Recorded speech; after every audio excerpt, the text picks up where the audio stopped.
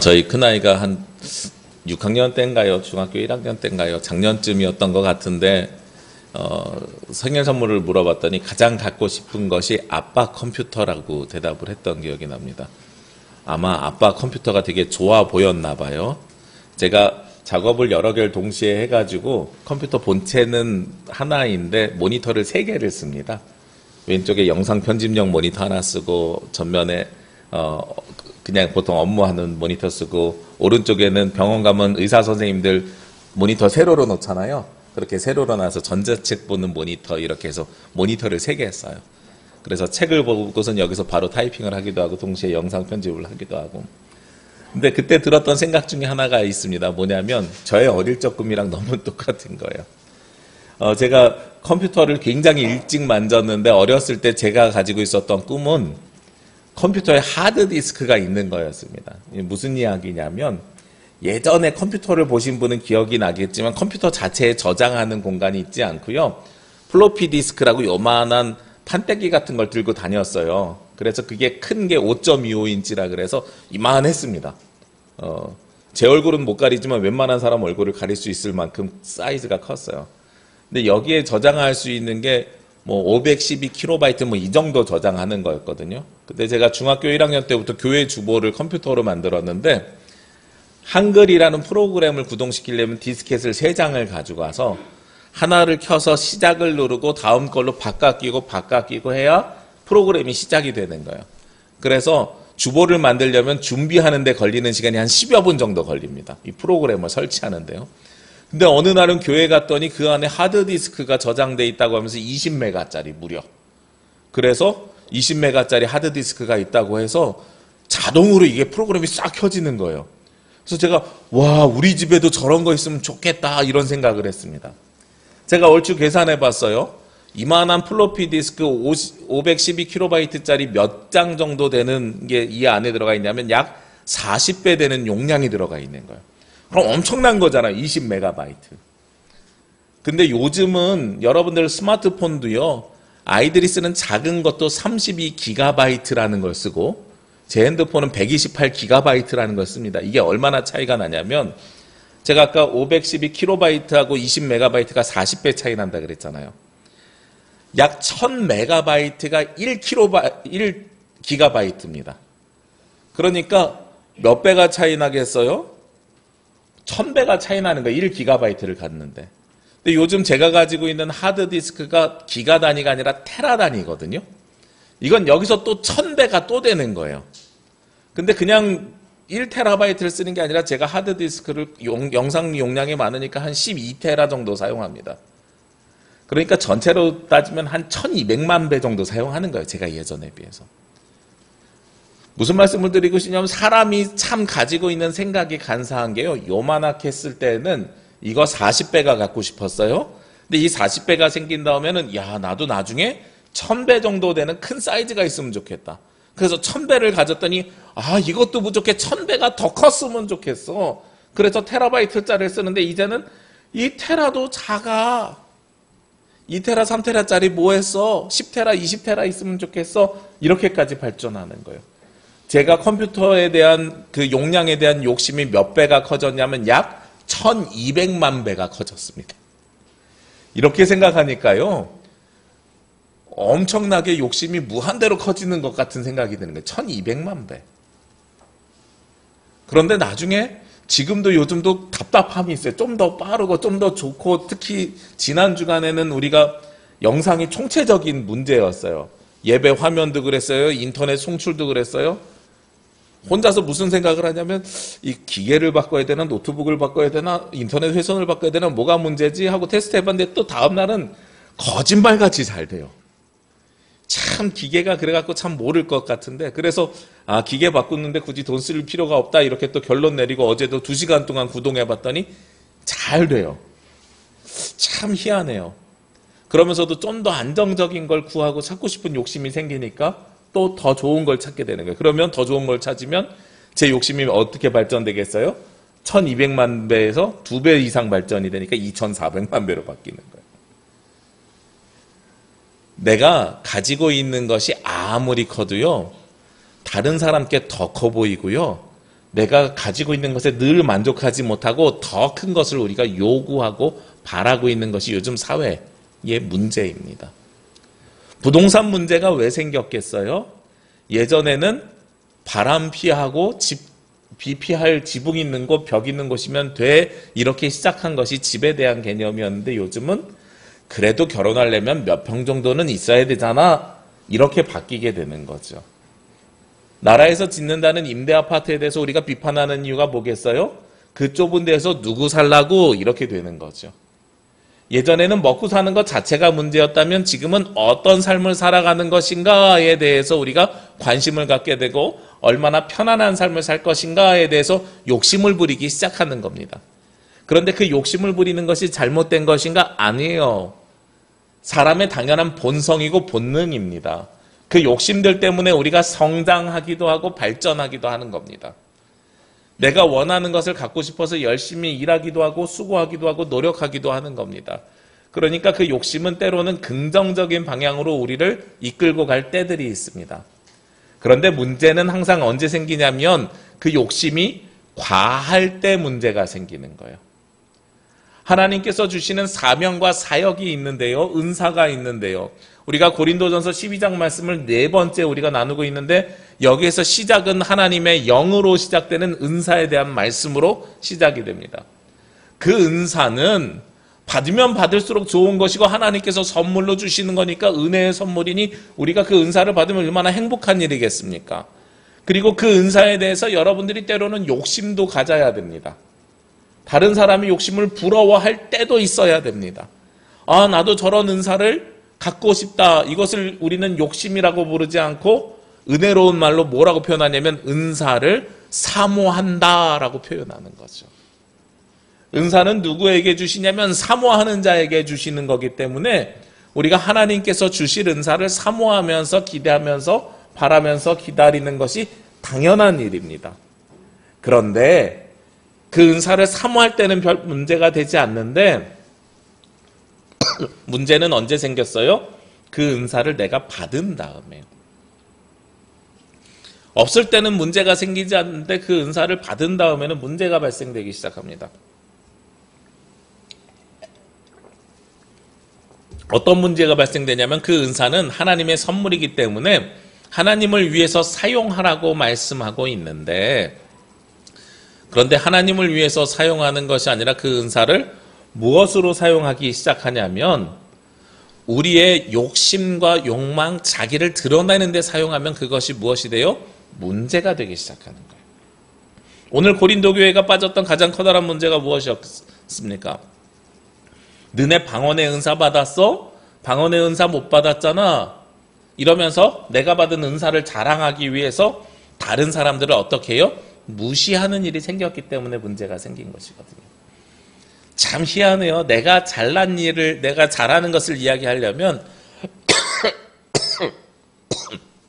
동시에 누군가가 잘못한 일을 이야기해야 내가 더 높아지는 것처럼 우리가 착각하고 있어요. 요즘 대통령 선거가 아마 사전투표로 따지면 일주일이 안 남았습니다. 주중에 하니까요.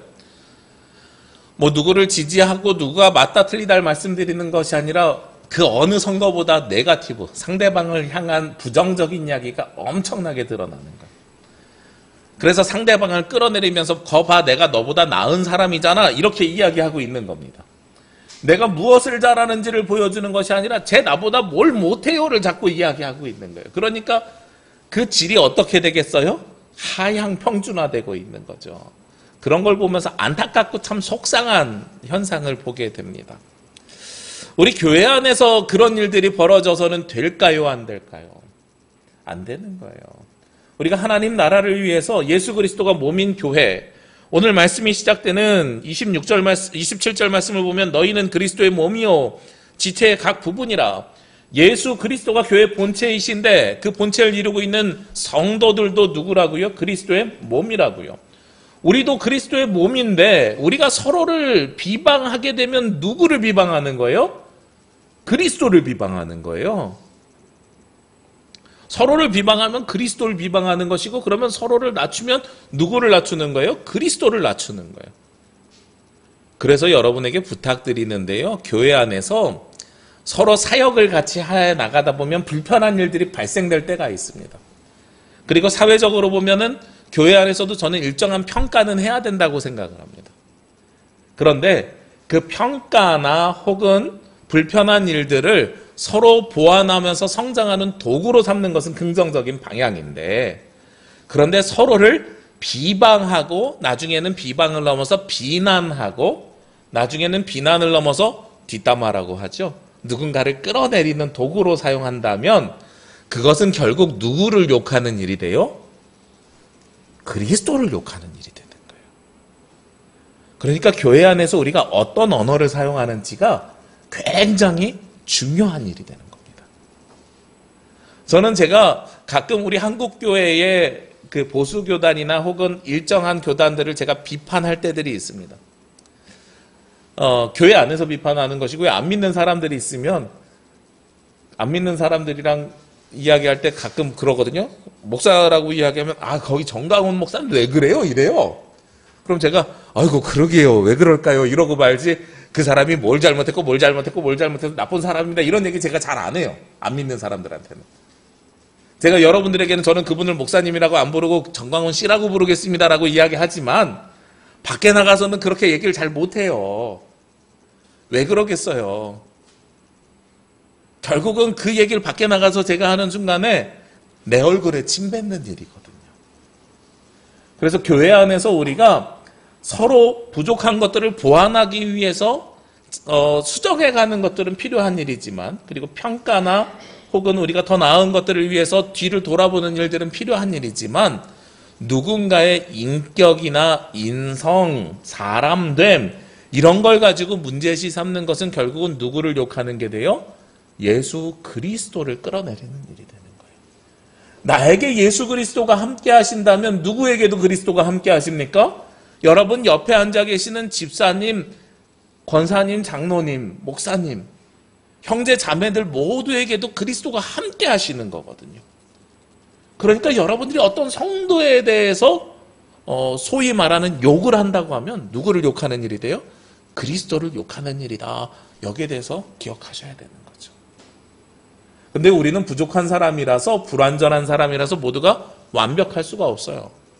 그래서 그 부족함을 모두 인정하고 서로 보완하기 위해서 여러분들이 서로 존재하는 겁니다. 손이 잘 못하는 일 때문에 발이 있는 것처럼 우리가 서로를 보완하기 위해서 우리가 서로 존재하는 거예요. 서로가 서로에게 문제를 제기하는 것이 아니라 서로를 도와가는 것이 그리스도의 몸된 교회를 살펴가는 겁니다. 그런데요, 그럼에도 불구하고 이 안에서 필요에 따라서 순서를 정할 때들이 있습니다. 오늘 성경의 28절 그리고 29절 30절 말씀, 29절 30절 말씀은 28절을 보완하는 말씀인데요.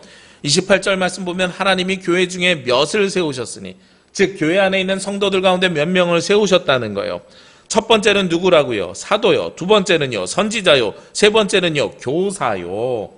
그리고 나서 그 다음에 누가 나와요? 능력을 행하는 자, 병 고치는 은사, 그리고 돕는 것, 다스리는 것, 방언을 말하는 것이 나오는 거예요. 이걸 크게 두 가지로 구별하시면 될 것 같아요.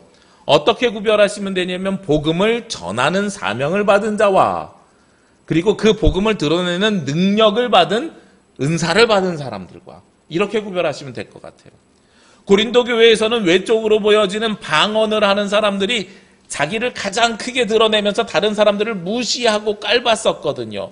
그리고 그것이 표로 나오게 되니까, 표시나게 되니까 너네 방언할 수 있어 없어? 라고 본인들을 높이면서 다른 사람들을 깔아뭉갰어요. 방언도 못하면서 어떻게 은사를 받았다 그래?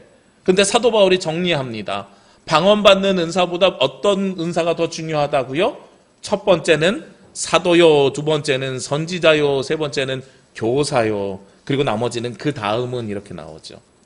첫 번째, 두 번째, 세 번째가 갖고 있는 공통점이 있습니다. 어떤 공통점이요? 사도는 당시에 어떤 역할을 감당했냐면 바울이 고린도 교회를 개척한 것처럼 복음을 전하면서 복음이 없는 곳에 복음을 세워가는 역할을 했던 것이 누구라고요? 사도라고요. 여기서 나오는 선지자는 구약의 선지자와 비슷한데 이 선지자는 예언자라고도 부르는데 제가 늘 말씀드리지만 이 예언자는 내일 비가 올까요 안 올까요를 맞히는 예언자라 그랬어요? 아니지요. 하나님의 말씀에 근거해서 우리가 어떻게 살아가야 될지를 이야기하는 것이 예언자라 그랬죠.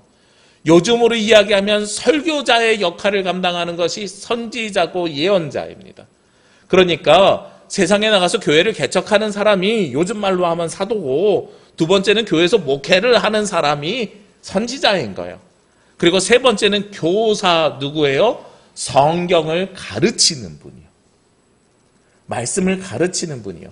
요즘으로 이야기하면 신학교 교수님이라든지 아니면 목회를 하지 않고 성경 강좌만 강의하는 목사님들을 이야기하는 거겠지요. 제가 신학교 갈 때 저희 어머니가요, 저에게 바라던 게 있었어요.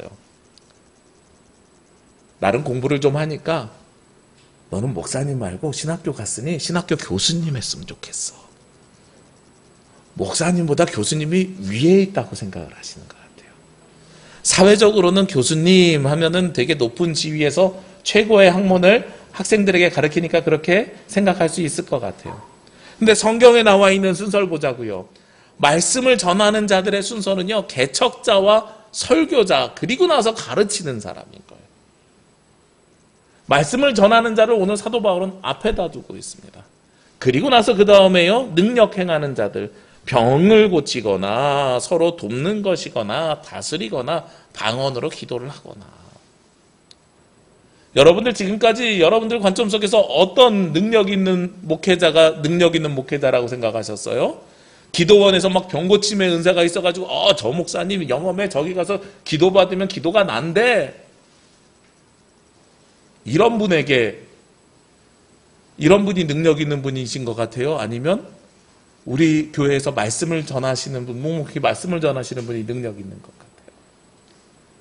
우리는 보통 눈에 보이는 것을 보여주고 나타나는 것을 이렇게 큰 능력을 행하는 사람들이 굉장히 능력 있는 것처럼 생각을 했었거든요.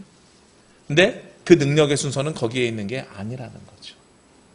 제가 언젠가 여러분에게 말씀드렸습니다만 저도 영험한 전도사였던 적이 있습니다. 제가 완도제일교회의 신학대학원 1학년 때 목회 실습을 갔는데요. 그때 목사님이 실습을 얼마나 시켰냐면 일주일 동안 신방을 다니게 하는데, 완도제일교회가 당시에 한 700~800명 되는 완도에서도 큰 교회였습니다. 그런데 부목사님이 2분밖에 없었어요. 지방에는 부교육자들이 잘 안 내려와서. 그래서 장로님들이 교구를 맡으셔가지고 우리 교구에 있는 분들을 신방하는 거예요. 처음에는 그래서 믿음의 가정들을 신방했습니다.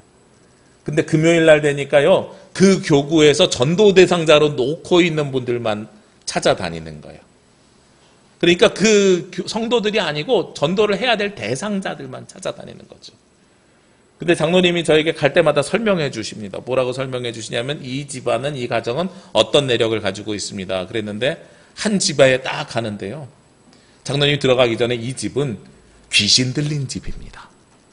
이 집에 한 어르신이 살고 계시는데 맨날 귀신을 본다고 해서 마음이 불편해하고 있어서 여기 가서 전도사님이 기도 한번 세게 해주시고 복음으로 이끌어 주시면 좋겠어요. 근데 제가 늘 말씀드리지만 제 신학교 다닐 때 기도를 잘 못했거든요. 그래서 기도를 잘하는 것이 제 기도 제목이었는데 그런 데로 저를 데리고 가시는 거예요. 여기서 나오는 방언의 능력이 좀 터졌으면 좋겠는데 너무나도 힘든 거예요. 근데 딱 들어갔더니 그 집에 계신 어르신에게 뭐라고 장로님이 저 소개해 주셨냐면, 서울에서 영험한 전도사님 내려오셨으니 기도받고 나면 귀신이 싹 물러가고 괜찮아질 거라는 거예요. 그러니까 저는 통성 기도도 잘 못하고 방언 기도도 못하던 사람이 그 자리에서 영험한 기도를 해야 되는 거죠. 얼마나 부담스러웠겠습니까? 근데 보여지는 것처럼 막 이렇게 미션이다, 귀신아 물러가 쫙 이렇게 기도해야 되는데 그게 잘 안 됐거든요. 그 당시에는 해본 적도 없고 한 번도. 어색하잖아요. 그러니까 손 꼭 붙잡고 진짜 마음을 다해서 기도했어요. 막 해쇼 이렇게 기도한 게 아니라, 주님, 그것은 진짜 마음을 다해서 기도했어요. 나중에 어떻게 되셨을지는 몰라요. 근데 제가 그날 되게 신기한 경험을 하나 더 했습니다. 마지막 집에 들어가는데 그 집은 온 집안 식구들이 다 불교인 집이라는 거예요. 제가 나중에 알고 봤더니요, 그 다른 전도사님들은 되게 평범한 가정들을 돌았는데 저만 귀신 들린 집하고 온 집안이 불교인 집하고 굉장히 독특한 집에 저만 들린 거예요. 근데 마지막 집에는 들어가가지고선 그 장로님이 여기는 온 집안이 불교인데 좋은 말씀 하나 해주시고 그 끝에 성경 구절 좀 인용해서 좋은 말씀 해주시면 좋겠다고. 그래서 안 믿는 사람에게 설교를 하라고 갑자기 또 얘기를 하시는 거예요. 신학교 1학년한테. 그래서 또 준비해가지고 또 들어갔어요. 어쨌든 지금 막 들어가면서 머릿속이 복잡하면서 무슨 말씀을 전해야 되나, 요한복음 3장 16절 해야 되나, 뭘 해야 되나 들어갔는데 제가 말씀 전하기도 전에 그 집에 가장 대장이 되시는 여자분이 어젯밤 꿈꾼 이야기를 하는 거예요. 그래서 꿈속에 저쪽 끝에 무지개가, 자기네 집 창가에 무지개가 이렇게 싹 들어와가지고 와, 내일 귀인이 오나 보다 이렇게 생각했는데 제가 들어와서 앉았다는 거예요.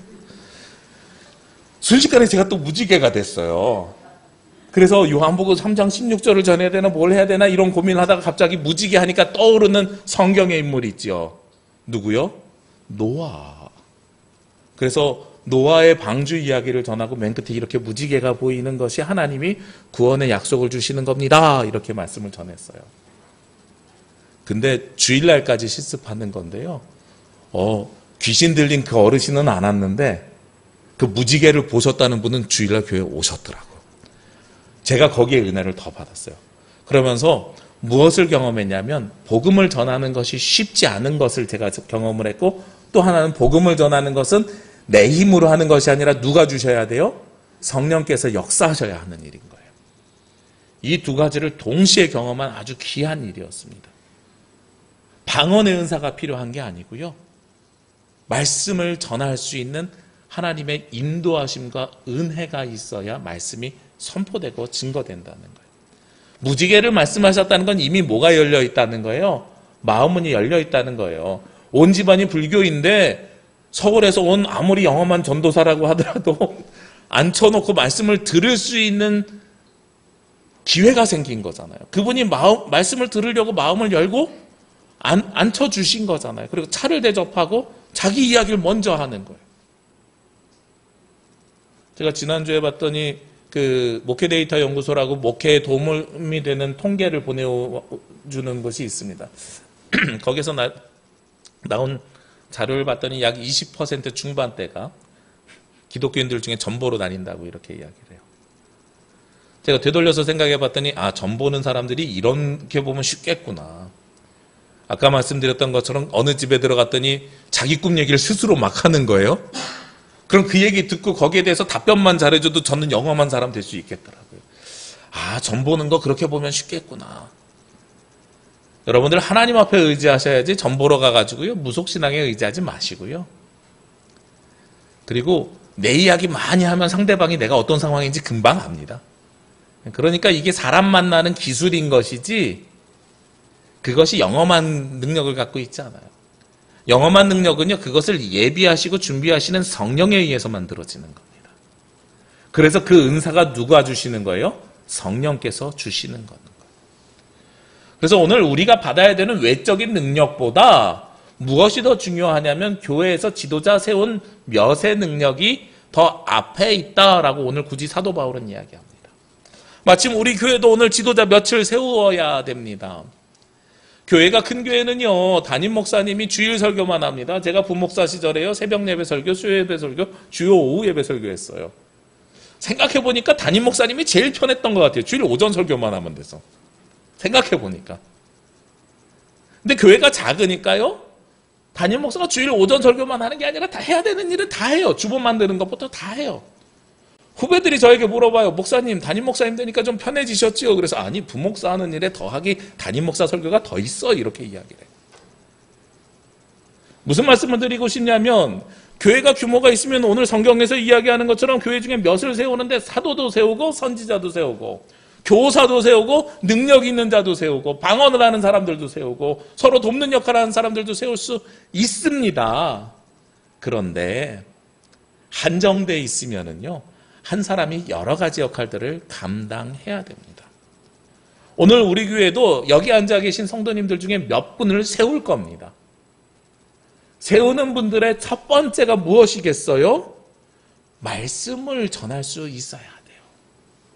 근데 목회자하고 달리 전문적으로 말씀을 배우지 않았기 때문에 우리 교단법에서는 어떻게 이야기합니까? 장로님으로 세워지는 분들, 피택된 분들을 세워지고 나서 6개월 동안 말씀 양육을 받게 합니다. 그래서 그 과정을 거쳐서 지도자로 세워져 가는 거예요. 준비된 사람을 세우는 방법도 있고요. 세우고 나서 준비를 하는 방법도 있는데 목회자 같은 경우는 신학교를 졸업한 준비된 사람을 청빙하는 개념이고요. 그리고 교회 지도자 같은 경우는 세워서 지도를 하고 그래서 준비를 시켜가는 과정입니다. 그래서 여러분들이 그분이 말씀을 얼마나 잘 가지고 있느냐 아니냐 이걸 판단 기준으로 삼는 게 아니라 앞으로 말씀을 얼마나 잘 훈련받아서 교회의 필요를 섬길 수 있느냐 하는 관점으로 보시면 좋을 것 같아요. 그러니까 훈련을 잘 받을 수 있다가 저는 굉장히 중요한 기준이 되어야 된다는 거죠. 그리고 나서 능력보다는 무엇이 먼저다? 말씀이 먼저여야 된다. 실제로 장로교회가 처음 생겨났을 때 장로교 정치가 그렇게 만들어집니다. 제가 여러분에게 말씀드리지만 우리 장로님을 영어로는 엘더라고 합니다. 연세가 있는 어른을 지칭하는 거죠. 그런데 우리 한국 기독교 장로회 할 때 장로회는 엘더 처치라고 하지 않습니다. 프레스비터리언이라고 해요. 이 두 가지가 구별이 됩니다. 어떻게 구별이 되냐면 저도 엄밀하게 이야기하면 장로 중에 한 사람입니다. 목사라고 부르지만 장로 중에 한 사람이에요. 처음에 종교개혁이 일어났을 때 장로의 직분을 크게 세 가지로 나눴습니다. 설교하는 자, 그리고 당시에는 지금과 같이 학교가 제도권 학교가 없었기 때문에 교회에서 지도자들이 성경 교육을 시켰던 것이 요즘 모양의 학교의 시작이었거든요. 주일학교가 요즘 공교육의 시작이 된 것처럼. 그러니까 장로님이 예전엔 뭘 했어요? 성경 교사, 성경을 가르치는 자, 지역에서는 선생님 역할을 장로님이 했어요. 말씀 전하는 자와 선생님의 역할을 한 거죠. 그러면 지금 성경에 나와 있는 것과 동일하지요. 그리고 세 번째로 성경에 나와 있지 않는데 당시에는 어떤 역할을 감당하셨냐면 유럽에 있는 나라들은 모두가 다 나라의 종교가 뭐예요? 국교라 그래서 기독교가 국교잖아요. 그게 구교하고 신교하고 나눠져 있는데 종교개혁 당시에 신교, 즉 개혁교회, 리폼 처치에서는 왕이 있는 나라도 있지만 왕이 없이 공화정, 국민들이 뽑아가지고 지도자를 선출하는 나라들이 있잖아요. 거기에 지도자를 선출하는데 그 지도자를 어디서 투표했겠어요? 국교가 기독교니까 교회에서 선출한 거예요. 교회가 당시에는 어떤 역할을 했냐면 중세시대는요, 동사무소 역할도 교회에서 했습니다.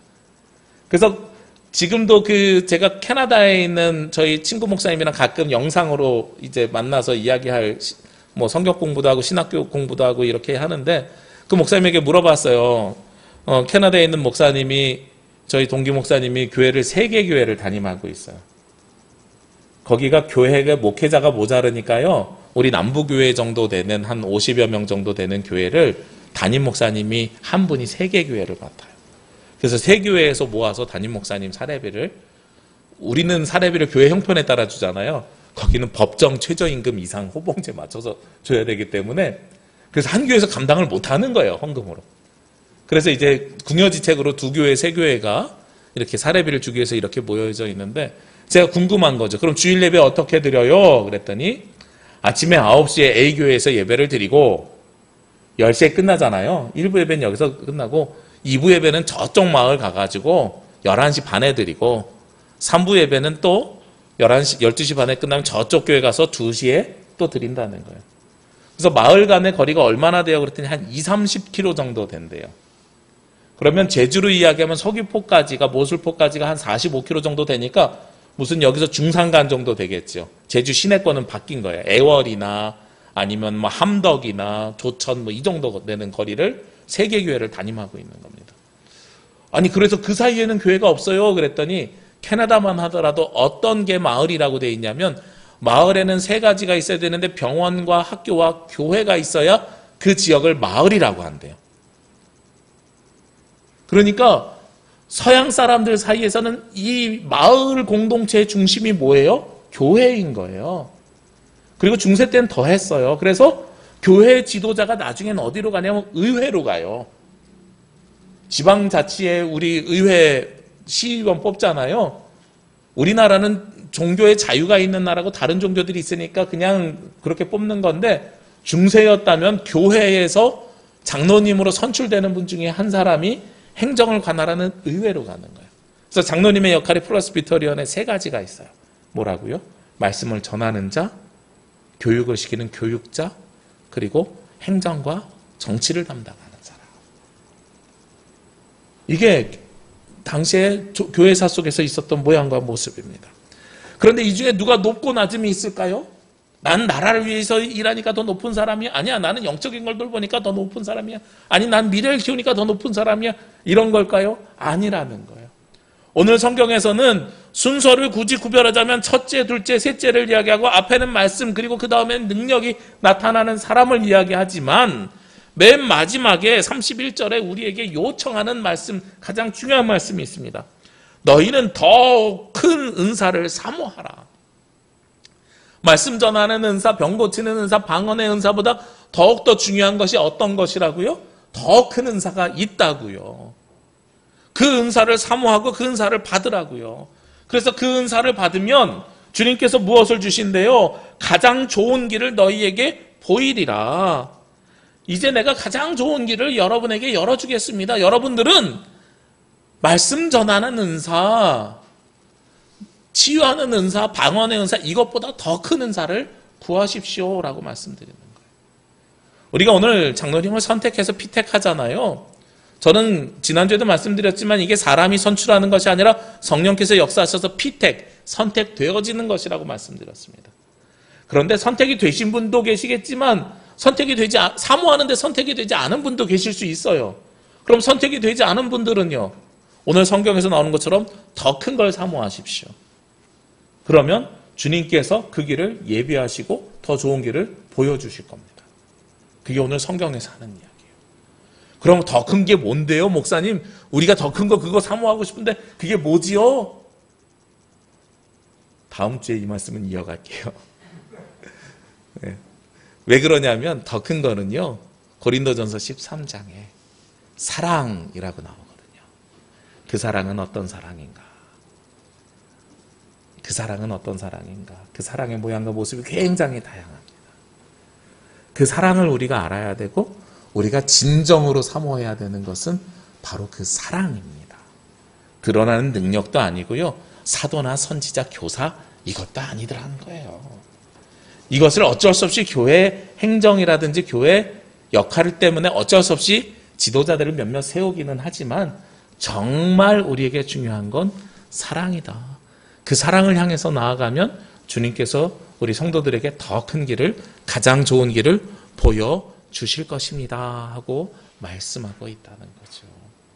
여러분에게 부탁드립니다. 오늘 우리 교회 지도자 선출하는 중요한 일입니다. 필요에 따라서 몇몇을 세워갈 것인데 여러분들이 기도 가운데 성령의 인도하심에 따라서 함께 세우는 데 동참해 주시기를 부탁드립니다. 그리고 동시에 우리 성도님들에게 부탁드리는데, 모두가 지도자가 될 수 없으니 우리 지도자로 피택되지 않은 분들은 더 큰 은사를 사모하십시오. 주님의 사랑을 사모하십시오. 그러면 여러분들 인생길 가운데 하나님께서 가장 좋은 길을 여러분에게 보여주실 것입니다. 우리가 그것을 믿고 주님 앞에 나아가는 저와 여러분이 되시기를 주의 이름으로 기도합니다. 기도드리겠습니다. 사랑의 하나님, 감사합니다. 하나님, 우리 교회 지도자를 세우는 귀중한 날에 하나님의 영을 받아서 은혜의 선물로 받은 은사를 잘 드러낼 수 있는, 그리고 또한 주님의 몸된 교회를 잘 섬길 수 있는 지도자를 우리의 손을 통하여서 성령께서, 하나님께서 선택하여 주시옵소서. 아버지 하나님, 또한 피택된 우리 지도자들을 잘 섬기며 그들과 함께 동역하는 우리 성도들이 되게 하여 주옵시고, 그를 위해서 더 큰 은사, 사랑의 은사를 사모하며 나아갈 때에 주님께서 우리 성도님들에게 가장 좋은 길을 보여 주시옵소서. 이 모든 말씀 예수 그리스도의 이름으로 기도합니다. 아멘.